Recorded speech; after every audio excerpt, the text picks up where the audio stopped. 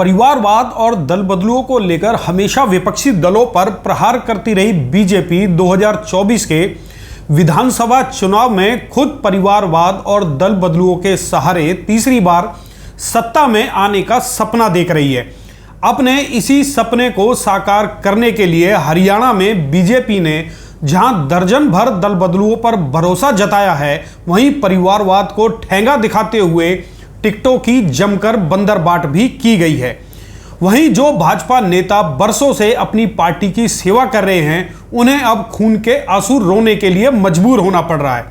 दोस्तों नमस्कार, मैं हूं संजय कपूर और आप देख रहे हैं सिटी मेल न्यूज। आज की वीडियो में सबसे पहले बात करेंगे उन दल बदलुओं की जिन्हें बीजेपी ने अपना सरताज बनाया है और जिनके सारे वो तीसरी बार सत्ता में आने का ख्वाब देख रहे हैं। ये नेता जेजेपी, कांग्रेस और इनेलो से बीजेपी में आए हैं और आते ही टिकट का तोहफा लेकर चुनावी मैदान में कूद पड़े हैं। इनमें पहला नाम है जेजेपी के वरिष्ठ नेता और विधायक देवेंद्र बबली का, जो कि बीजेपी की गठबंधन सरकार में मंत्री भी रहे हैं। देवेंद्र बबली की आस्था देखी जाए तो उन्होंने लोकसभा चुनाव में हिसार से कांग्रेस प्रत्याशी कुमारी शैलजा को जिताने में पूरा दमखम लगाया और बीजेपी प्रत्याशी अशोक तंवर को हराकर दम लिया। बबली ने पहले कांग्रेस से टिकट हासिल करने के लिए जोर आजमाइश की, लेकिन जब वहां उन्हें रिजेक्ट कर दिया गया तो वो आनन फानन में बीजेपी के दरवाजे पर जा खड़े हुए। हैरत की बात है कि बीजेपी ने उन्हें हाथों हाथ लिया और स्वागत करते हुए टोहाना से टिकट दे दी, जबकि इस सीट से बीजेपी के पूर्व प्रदेश अध्यक्ष सुभाष बराला टिकट के प्रबल दावेदार थे।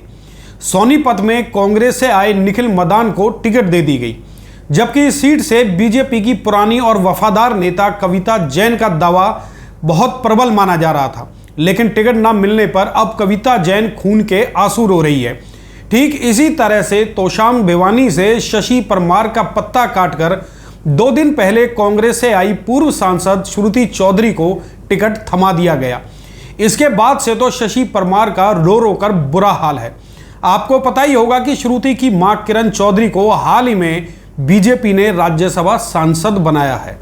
ठीक इसी तरह से जेजेपी से पिछले 5 साल विधायक रहे राम कुमार गौतम दुष्यंत चौटाला के साथ साथ बीजेपी को भी गाय बगाए कोसते रहे हैं, लेकिन जब वो बीजेपी में आए तो तत्काल उन्हें अपना उम्मीदवार बना लिया गया। जेजेपी विधायक पवन कुमार पर भी बीजेपी ने इतनी मेहरबानी दिखाई कि अपने भाजपाई को छोड़कर उन्हें अपना उम्मीदवार बना लिया। जेजेपी के विधायक और पूर्व मंत्री अनूप धानक और संजय काबलाना को भी तोहफे में बीजेपी का टिकट मिला है, जबकि इनेलो से आए श्याम सिंह राणा को बीजेपी ने तत्काल अपनी गोद में बिठा लिया और अपने पुराने तथा वफादार नेताओं की बलि चढ़ाकर उन्हें चुनाव मैदान में उतार दिया। पूर्व केंद्रीय मंत्री विनोद शर्मा की पत्नी और राज्यसभा सांसद कार्तिकेय शर्मा की मां शक्ति रानी शर्मा पर भी बीजेपी ने पूरा भरोसा जताया और 2 दिन पहले बीजेपी में शामिल होने के बाद अब उन्हें भी टिकट दे दी गई। वहीं परिवारवाद को कोसने वाली बीजेपी ने अपने पार्टी के परिजनों पर भी पूरा आत्मविश्वास दिखाया है। यानी कि बीजेपी ने साबित कर दिया है कि परिवारवाद उनके खुद के लिए नहीं, ये नारा अन्य दलों के लिए है। यही वजह रही कि पहली सूची में पूर्व मंत्री करतार बड़ाना के बेटे मनमोहन बड़ाना, राव इंद्रजीत की बेटी आरती राव, कुलदीप बिश्नोई के बेटे भव्य बिश्नोई, किरण चौधरी की बेटी श्रुति चौधरी, सतपाल सांगवान के बेटे सुनील सांगवान को टिकट देकर एक तरह से परिवारवाद की भाजपाई भाषा को नए सिरे से परिभाषित कर दिखाया है। टिकट वितरण की पहली लिस्ट के बाद अब वो भाजपाई खून के आंसू रो रहे हैं, जिन्होंने अपना पूरा जीवन बीजेपी को समर्पित किया है और अब वहां कोहराम और इस्तीफों का दौर शुरू हो गया है। फिलहाल जो लोग बीजेपी पर गद्दारी के आरोप लगा रहे हैं, उनमें पहला नाम है शशि रंजन का, जिनकी टिकट तोशाम से काट दी गई और अब वो खून के आंसू रो रहे हैं। दूसरी नेता है सोनीपत से पूर्व मंत्री कविता जैन, जिनके आंसू थमने का नाम नहीं ले रहे।